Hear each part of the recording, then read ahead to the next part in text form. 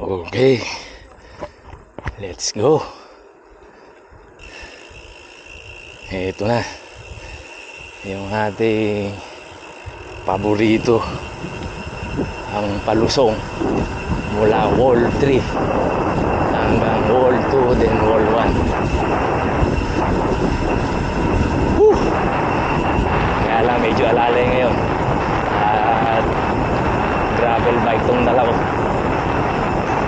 hindi ito yung pulsos na enduro bike. So alalay lang tayo.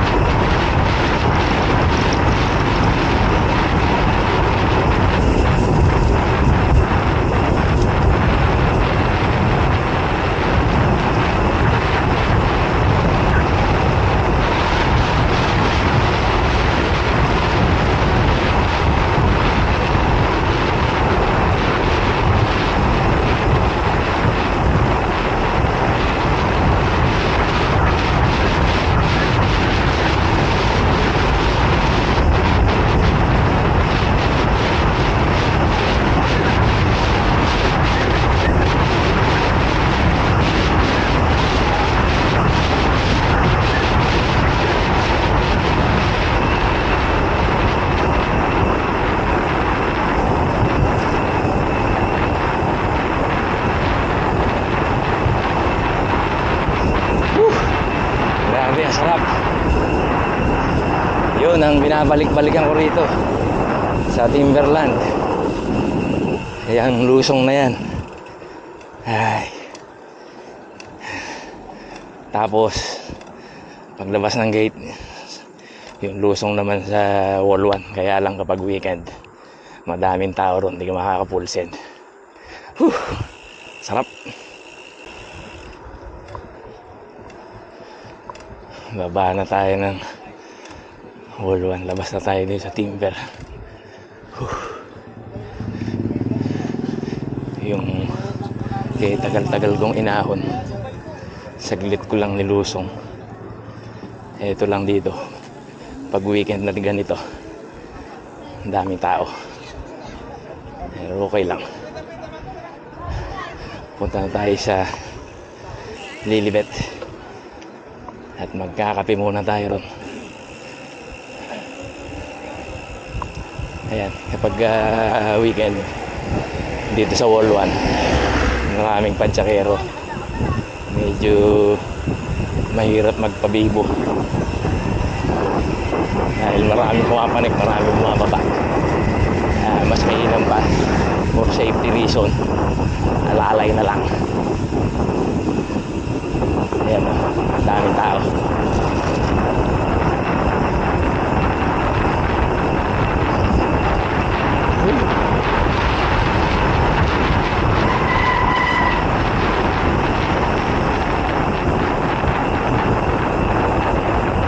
Punta na natin yung mga tropa nandito yung sa Lilibet.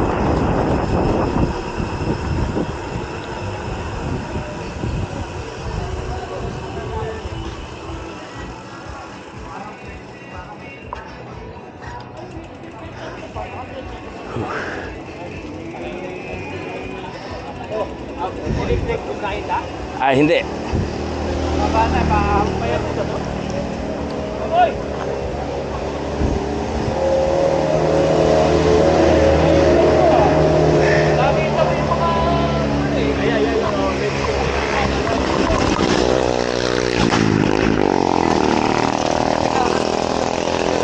Nahuli natin tong mga veterans na matitibay. Papakilala natin isa-isa. Ayan o, Timmy Boy.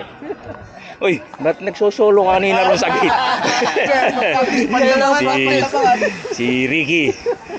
Si Eugene. Ito si Kernel. Salamat po sa iyo. At si Boy, ha? Chris.